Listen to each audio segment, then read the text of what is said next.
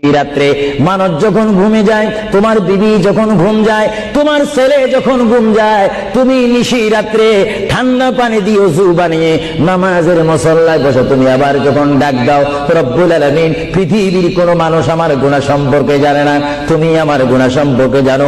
আমি এমন গুনাহ করেছি আমার বিবি জানে না, বিবি গুনাহ করেছে আমি জানি না। আল্লাহ তুমি সব কিচ্ছু জানো, হে আমার প্রভু তুমি আমাকে মাফ করে দাও। আমার আল্লাহ বলে, তারপরও যদি তোমাদের আমি মাফ না করি, তারপরও বান্দা তোমরা আমার রহমতের দরজা থেকে ফিরে যাইও না। আমি তোমাদেরকে হুকুম দিচ্ছি, ওয়ালাউ আন্নাহুম ইয যালামু আনফুসাহুম জাউকা, বান্দারে যদি গুনাহ করে ফেলো আমার রহমত থেকে মুখ ফিরে তুমি চলে যাইও না। বান্দা, আকাশ পরিমাণ যদি গুনাহ করো, পাতাল পরিমাণ যদি গুনাহ করো, সাগরের পানি পরিমাণ যদি গুনাহ করো, পাহাড় তুলনায় যদি তুমি গুনাহ করো, আমার দরবার থেকে তুমি নিরাশ হও না। বান্দা, আমি তোমাকে একটি রাস্তা বাতাই দিচ্ছি, একটি পথ তোমাকে আমি দেখাই দিচ্ছি।